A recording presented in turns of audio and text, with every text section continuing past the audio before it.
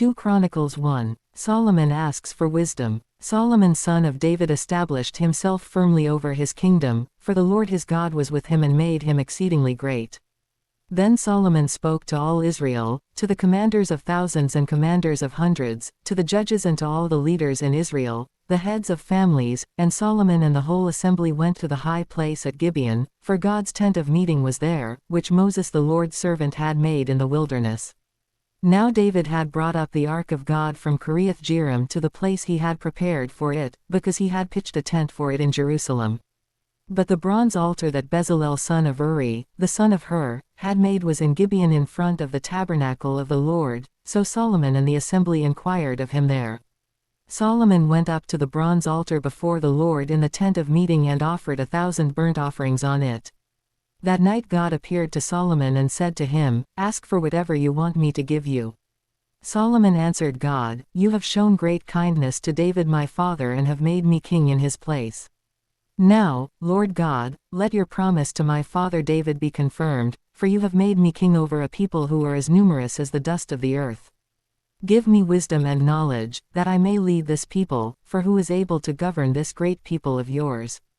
God said to Solomon, "Since this is your heart's desire and you have not asked for wealth, possessions or honor, nor for the death of your enemies, and since you have not asked for a long life but for wisdom and knowledge to govern my people over whom I have made you king, therefore wisdom and knowledge will be given you. And I will also give you wealth, possessions and honor, such as no king who was before you ever had and none after you will have." Then Solomon went to Jerusalem from the high place at Gibeon, from before the tent of meeting. And he reigned over Israel.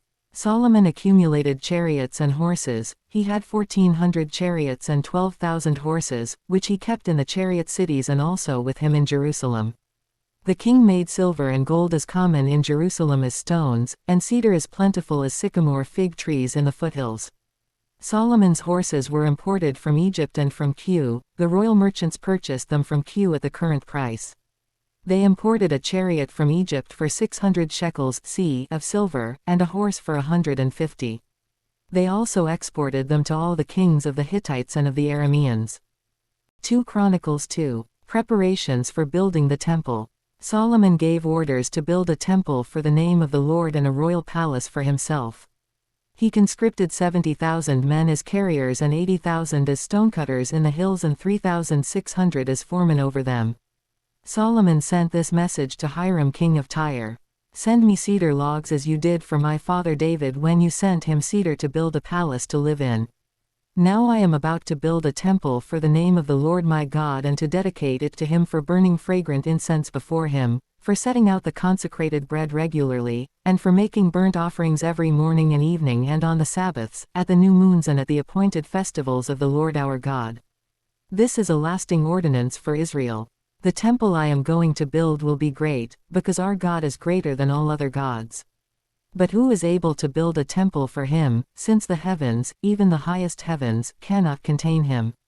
Who then am I to build a temple for him, except as a place to burn sacrifices before him? Send me, therefore, a man skilled to work in gold and silver, bronze and iron, and in purple, crimson and blue yarn, and experienced in the art of engraving, to work in Judah and Jerusalem with my skilled workers, whom my father David provided. Send me also cedar, juniper and algum logs from Lebanon, for I know that your servants are skilled in cutting timber there. My servants will work with yours to provide me with plenty of lumber, because the temple I build must be large and magnificent. I will give your servants, the woodsmen who cut the timber, 20,000 cores of ground wheat, 20,000 cores of barley, 20,000 baths of wine and 20,000 baths of olive oil." Hiram king of Tyre replied by letter to Solomon, "Because the Lord loves his people, he has made you their king." And Hiram added, "Praise be to the Lord, the God of Israel, who made heaven and earth. He has given King David a wise son, endowed with intelligence and discernment, who will build a temple for the Lord and a palace for himself. I am sending you Huram-Abi, a man of great skill, whose mother was from Dan and whose father was from Tyre. He is trained to work in gold and silver, bronze and iron, stone and wood, and with purple and blue and crimson yarn and fine linen. He is experienced in all kinds of engraving and can execute any design given to him. He will work with your skilled workers and with those of my lord, David your father.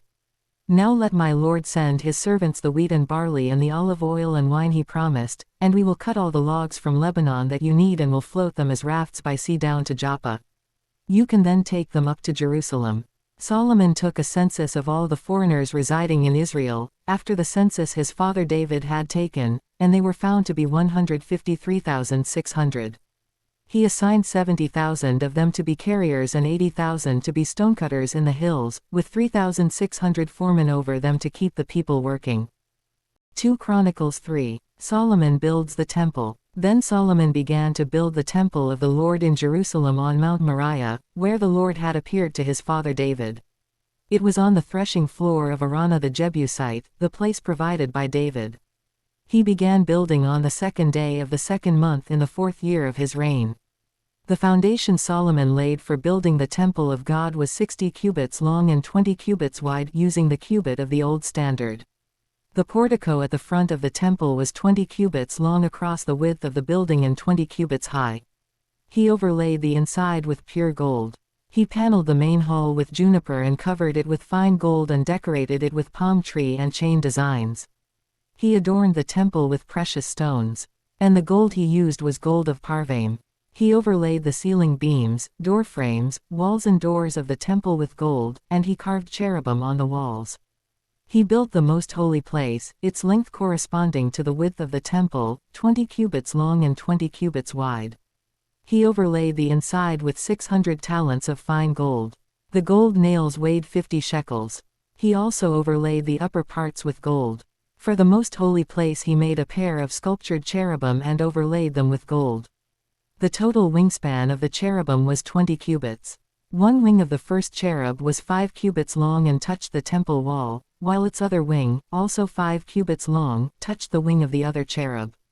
Similarly, one wing of the second cherub was 5 cubits long and touched the other temple wall, and its other wing, also 5 cubits long, touched the wing of the first cherub. The wings of these cherubim extended 20 cubits. They stood on their feet, facing the main hall. He made the curtain of blue, purple and crimson yarn and fine linen, with cherubim worked into it.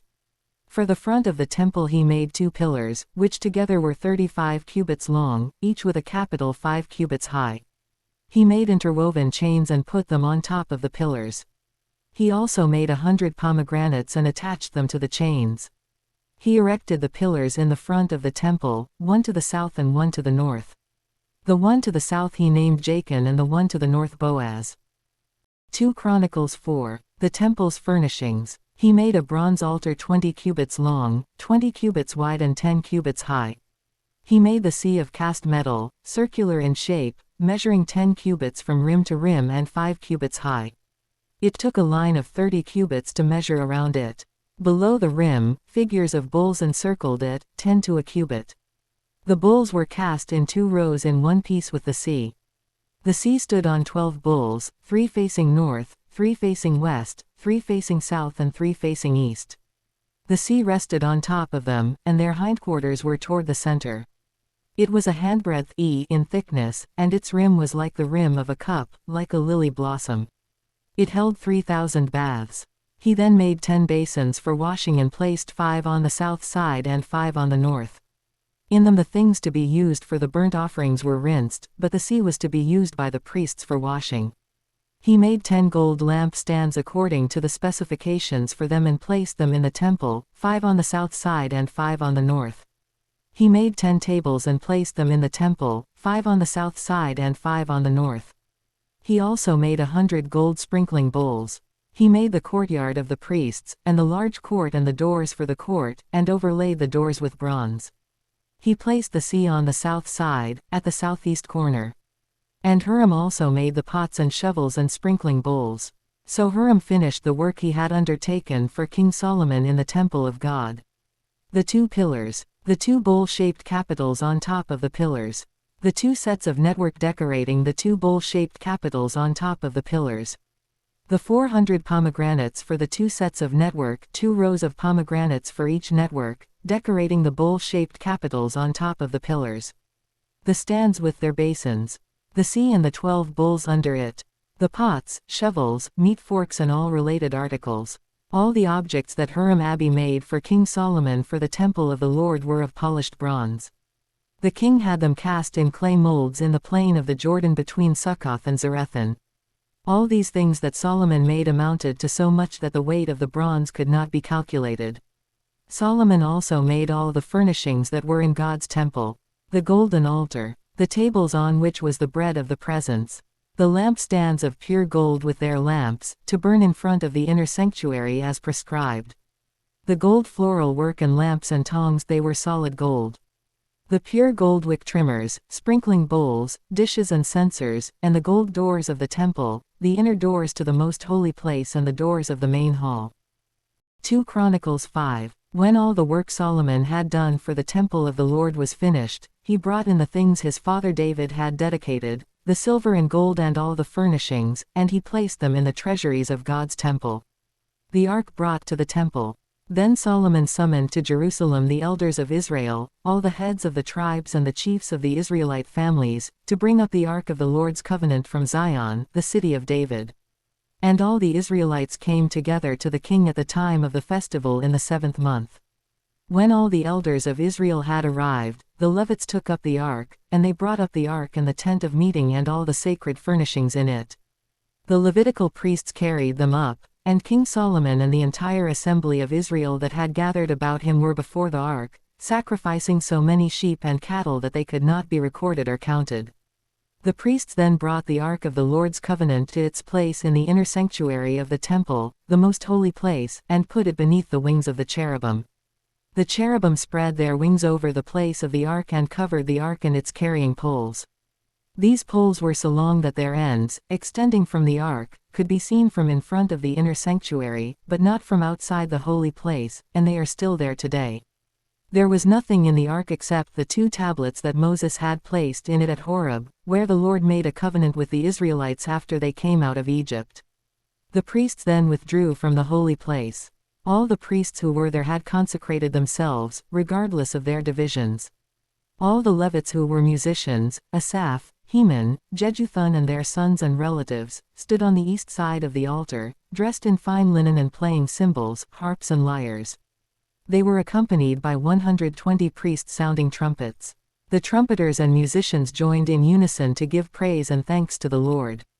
Accompanied by trumpets, cymbals and other instruments, the singers raised their voices in praise to the Lord and sang, "He is good. His love endures forever." Then the temple of the Lord was filled with the cloud, and the priests could not perform their service because of the cloud, for the glory of the Lord filled the temple of God.